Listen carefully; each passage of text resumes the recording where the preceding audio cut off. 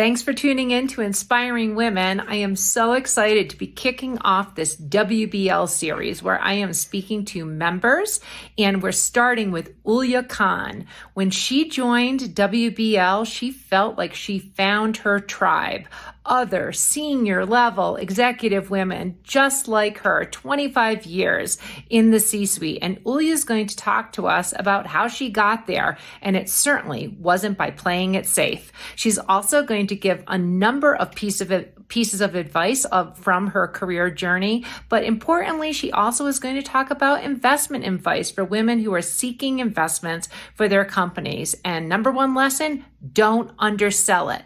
So again, thanks for tuning in to Inspiring Women and this important WBL series. Please do subscribe to hear more stories like this every week. But now let's hear from Ulya.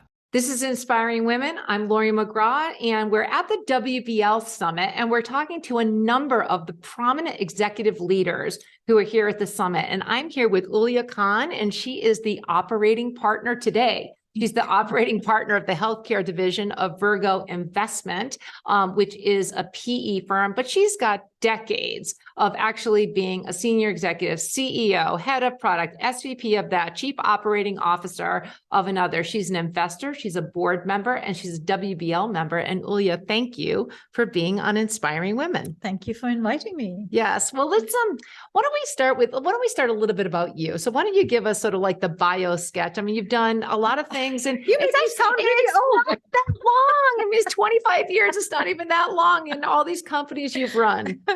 Well, yeah, thank you. So my story just started as actually quite an abnormal one in those days, because we're talking about like late 80s. I graduated with a computer science degree, did an MBA, but decided to pursue software engineering. And in those days, there were like women just did not do software engineering. So in my class of 80, there were 3 women. When I went into the workplace, every time I would answer a colleague's phone, people would assume I was the assistant. And then even when I became the boss lady, that assumption continues. It's been an interesting journey, but very quickly, I basically moved into the management side of things. So product management, program management, operations, and then started having this realization that I really enjoy the business side of the thing. So but on the flip side, it's really good to have a handle on all things technology and data related. Little did I know at the time how important that would become in my own career journey throughout. Mm-hmm. The other interesting thing is, I mean, I don't know if it's my face or my personality, but whether it's clients or male colleagues, if people don't know my background, they assume I'm sales and marketing. Mm-hmm. So, which is a different story for another day. But that really, and it got to 2010, I was still at Thomson Reuters doing, C-suite roles for multiple divisions, 600 million in revenue, 500 million in revenue. And it just got to a point where I wasn't having fun anymore. Financial services has been sort of retrenching. It's shrouded in a scandal and all kinds of, regulations, Dodd-Frank and so on and so forth. So I don't know, something in me clicked, and I had been experiencing, I guess, moving to the US from United Kingdom, a single payer market. Mm-hmm. I very early on realized how broken the healthcare system was in the US. But of course, I had no healthcare background. And in 2010, it got to a point I wasn't enjoying what I was doing at Thomson Reuters. I was looking at the next chapter of my life and what I wanted to do. And I really had this strong desire to somehow marry up doing business and doing good. Mm-hmm. Now, having experienced healthcare in the US as a consumer and realizing how broken it was, I just kept coming back to, I think I need to do healthcare next. Mm-hmm. And so very quickly, I had to create my path into healthcare. I had a bunch of coaches and mentors. And when I started consulting them about finding a C-suite role within healthcare, they all laughed at me. Mm-hmm. And they're like, okay, come on, Ulya, you have no healthcare background. You have, nothing. What do you bring to the table to a healthcare company? Why the hell do you think somebody will give you a C-suite role? And my point was, if this is what they're telling me, I need to go and find different advisors and different coaches and mentors, because my firm belief was that I got to shoot for the for the moon and for the sun to land on a star. If I shoot for a star, I'll stay on Mother Earth, right? So I literally wanted to have these lofty goals and then share my goals with people.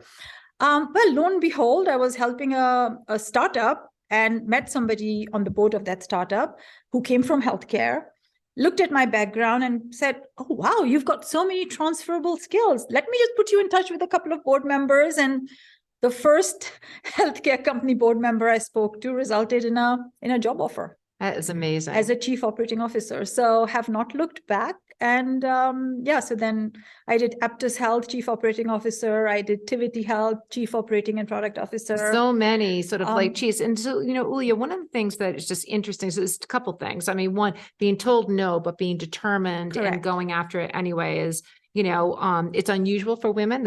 So that is often not how women approach the next large barrier with just a mindset of breaking They go through. back into their little hole. Right. So that you found new advisors to help you do that I think that's a lesson to be learned in that. But you started in the C-suite early. So you made a leap into senior management at the very earlier stages of your career. How did that happen? What was your secret sauce that allowed you to?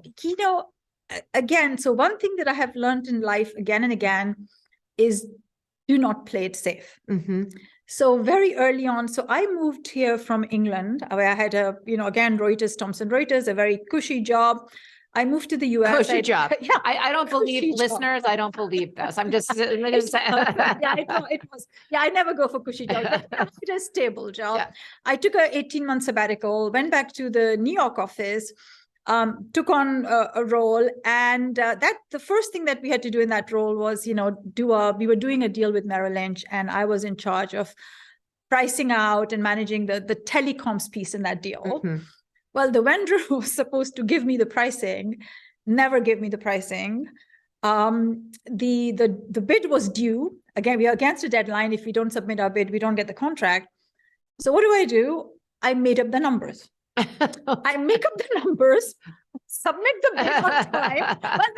Well, that was intention guess. I mean, okay. Like I didn't do this. Okay. I had an idea on how much bandwidth cost in Europe and what are the bandwidth costs in America and in Asia. Yes. Just, from my prior roles. Yes. And I just took some benchmarks and then did, plus minus 20% here or there.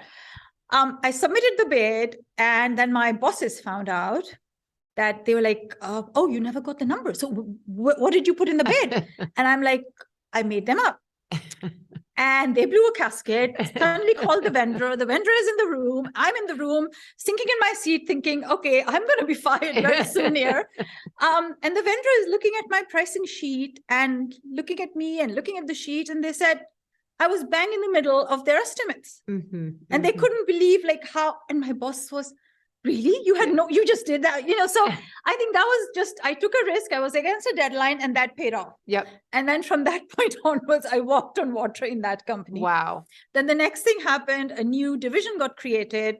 They brought in a French guy from Microsoft to head up that, somebody different, somebody, was very French, very stubborn, short, reminded me of Napoleon, but wanted to do good things and wanted to move the company forward, and people were scared of him. I applied for a job. He would not interview me because he advertised on the internal intranet to follow process, but had no intention of hiring anybody internal. Well, I called him out. I said, if you're following process to follow process, then you have to either tell me why I'm not qualified or you have to interview me. Yeah. So grudgingly, he agreed to interview me for this position. And he was sitting like that, legs crossed, arms crossed. I thanked him for the interview, and he said, this is not an interview. This is a meeting that you requested. And so anyway, I started talking about my experience, and very soon his body language eased up. He started sort of doing this. I'm like, okay, that can't be bad. Yeah. And by the time I finished, he basically said, wow, not only do you have the depth, but you also have the breadth of experience I'm looking for. Yeah. And I'm really glad that you were pushy Yes. and forced me to do this. And I got that job. And then he just kept giving me more and more responsibility. And I never looked back. Well, that is, so we were listening to a speaker this morning about sort of not taking no as your answer. And you are living proof that that really does work. I also like that you owned up to I made up the numbers and they just like happened to be educated enough that they were valuable to your company. How could my guess be so good? Yeah. And they were like, you know what? Her guess is so good. Well, guess what else she might be able to do? So many great things. So Ulya, let's talk about WBL. We're here at this conference together. This is a signature event held every year. We're in beautiful Amelia Island. What's your WBL story? How long have you been a member? Why did you join? So my WBL story is interesting. I'd never heard of this organization. In 2016, I joined Tivity Health as their chief operating and product officer. And Tivity Health is a diamond sponsor of WBL. And I had like mixed experience about these, conferences and these organizations, networking organizations. So I wasn't going to rush into anything. Well, I was told that we are diamond sponsors. I'm carrying the torch for my organization, and I better show up to this WBL conference, which was in early 2017. And I'm like, oh, gee, okay, well, I guess I better clear my calendar and go and see what the fuss is all about. I turned up very skeptical. And as I sort of experienced the 3 days, I was like, oh my God, this is the best kept secret. I really, at the end of the 3 days, I actually felt I had found my tribe. These, and we women, so the problem with other networking organizations was that it was women at all levels, and it takes time to find the right people, the right level. And I really found at WBL that almost every other person I spoke to was at that right level. And it just literally was the sense of belonging and finding my tribe. So from being a skeptic, turning up in 2017, I have not missed a single conference since. I left Tivity Health in 2018, but WBL stayed with me. Well, that's a great story. So now you're on the investing side. You're in a private equity firm, managing, is it $2 billion of funding since the firm started about 10 years ago. And one of the key issues, of course, on executive teams and C-suites as well as boards is there's not enough women at the table. So how does sort of your experience with WBL impact how you approach your investing work that you're doing? So the WBL experience with the female C-suite has been instrumental in many ways, including, so once I got a little bit of time on my hands, in addition to doing Virgo Investment Group, I also wanted to do something more to give back to women. So I became a founding member of Golden Seeds Arizona chapter. The thing is, the Golden Seeds is a network of 300 plus angel investors with a single focus of supporting female entrepreneurs. So these are businesses that are either owned or run by females, or a female has at least 8% equity in the business. So that's one area that, I'm very focused on in addition to what I do with Virgo. Please tell me that organization is growing. Please tell me it is growing. The Golden Seeds? Yes. Absolutely. Awesome. I mean, and it's not just, so people think, oh, it's 300 angel women investors. No, it's a lot of men, family offices, because they understand that, your money is safer with women, believe it or not. And yet women only get 2.4% of investment dollars, which in this day and age is really embarrassing. Yeah. And that number hasn't changed much in 10 years. It's really kind of incredible. So the other thing we do is when we invest in a company through Golden Seeds, we make sure that the board seat, whether it's a board observer or a board member, the seat is occupied by a female member with relevant experience. Oh, that's wonderful. The other thing, even at Virgo, I'm actually challenging the Virgo people to actually, in their deal sourcing, bucket, have more companies to review with female CEOs. The companies that we invest in, I'm actually challenging Virgo to clean out the board and make room for one new female board member on each of the different boards that that form the Virgo portfolio. How is that being received? Because, when I speak with women CEOs and founders who are getting started with their companies, they, often that funding issue, there really is a confidence thing. And not that these women don't know their stuff, because they do, but they're usually not seeing a woman across the table as the funder. I mean, that's just, again, these are demographic issues. But when they do, there is a level of comfort. So given that it's all networking and it's a different world than perhaps executive recruiting for companies, how receptive are your team members at Virgo to what you're trying to do there? So the team members are receptive. The problem is finding the right kind of profile to fit in that board seat. But having said that, the other realization that sort of keeps hitting home again and again is the way women come across when they are presenting to investors, right? And we often end up giving this feedback to our female entrepreneurs that they really undersell themselves. They want to underpromise, overdeliver, which when you're trying to raise money, it doesn't fly very well. Investors don't want to hear that from 500,000, you will hit 2 million next year and then 5 million the year after. That doesn't excite anybody. Yeah. A man would come and he would say that, hey, we are at 500,000. Next year, I'm going to be at 20. And the year after that, I'm going to be at 110. And here, totally made up numbers, but they have loftier goals. Then the thing is, okay, how do you get there, right? Is it organic? Is it other plans? But so women, we really have to coach women to be more aggressive and think bigger and ask the bigger questions. So not conservative in the storytelling of what you're trying to do. That's actually a really important comment, I think. And just, again, when, Ulya, better than anybody, but, it is not statistically, but there are many studies showing that female CEOs and founders, they're more conservative with the cash that they're being given, which is wonderful from an investment standpoint, particularly in this environment, but that being aggressive with the storytelling, that is what captures the imagination of investors, I believe. Correct. And they, so if you have like a conservative estimate, a realistic, and then, a more optimistic, they will go more between the conservative and the pessimistic. Yeah. Right. Somewhere there, not even above conservative and optimistic. Now, putting back on your executive hat, when you were leading companies, not just investing in companies, did you learn that lesson? Were you good at that? If one thing you've realized in my stories is I'm a risk taker, right? a lot of women played safe. I am a risk taker. So just as well, I'm not into trading because I would have been gone bust. But, most women, unfortunately, are not risk takers. And one of the things that, I also realized in my corporate career is that women, great women, wonderful women, hardworking women, they never ask for anything. They feel that if they keep their head down, a fairy will come and tap them on the shoulder and say, hey, well done, you have more money. It's a bigger title. Well, doesn't happen that way. Yes. Some male colleague will come and take credit for the work that you have done. And they will be rewarded for it. And you will just figure out what happened. Yeah.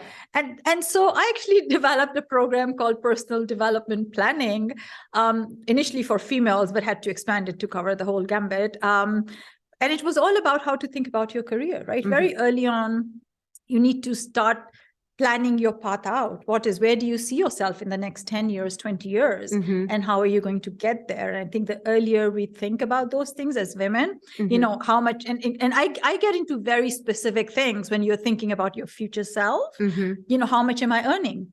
What is my job title?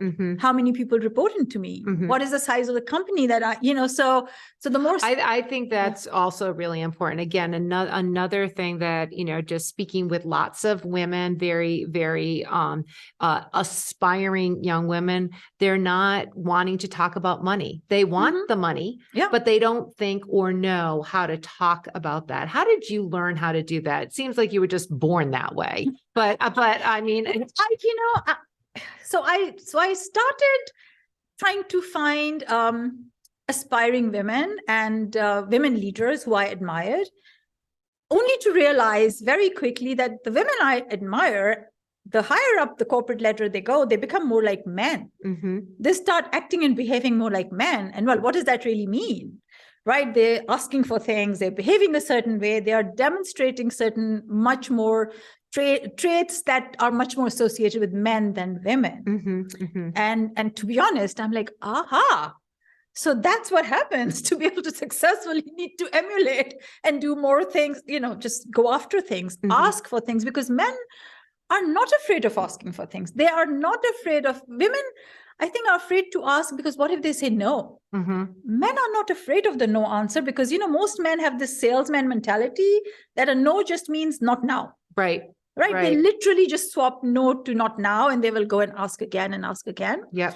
Women just, if you say no, they're just going to go back into their hole and then just put their head down and say, maybe I didn't work out enough. Let me just do, Well, I think that, that personal development plan with long range goals, money, power, those kind of things, and using those words, which might not feel comfortable, is really important, because if you can envision it, then you can certainly sort of see yourself on that path. And we also heard from a speaker this morning that, taking no as a strategic, what do I do with this is more not now, as opposed to there's something wrong with you. Exactly. But then the other thing that I realized is that, once you have that path identified for yourself, who are the players, who are the people you need to recruit in your advisory committee or board who will help you get there?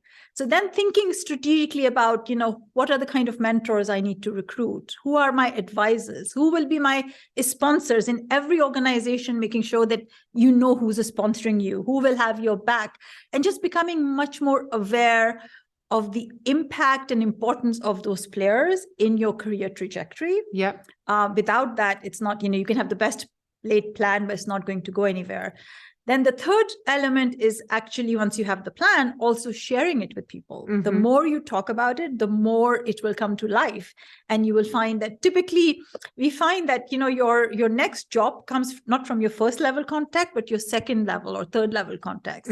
So just the more you talk about what you want to do, the higher the probability of it happening. Yep. Well, Uyla, this has been a great conversation, and I really appreciate hearing from you.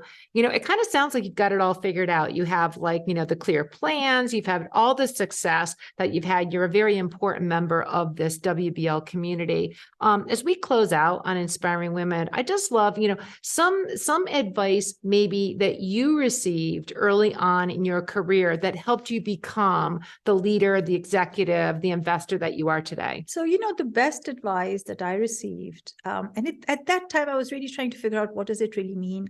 And it's really common sense at the end of the day. It's just, remain authentic. Just don't, as you go through this journey, just don't try and become somebody else. You have to be authentic. You have to be yourself, because, become the best yourself, but don't try to be somebody else, because then that shows through and then you lose yourself in that process. So I think that really has been the best advice. So I dress a certain way, I talk a certain way. One of my bosses actually got me a coach to help me get rid of some accents I had. That's my authentic self. That's what. So just be your authentic self. I think. Well, there's nothing about what you're saying that makes me think you're a sales and marketing person. I see nothing but presence and executive presence at that. Uyla, this has been a great Inspiring Women conversation. I've been speaking with Ulya Khan, and Uyla, thank you so much. Thank you for having me. Wonderful. This has been an episode of Inspiring Women with Laurie McGraw. Please subscribe, rate, and review. We are produced by Kate Cruz at Executive Podcast Solutions. More episodes can be found on inspiringwomen.show. I am Laurie McGraw, and thank you for listening.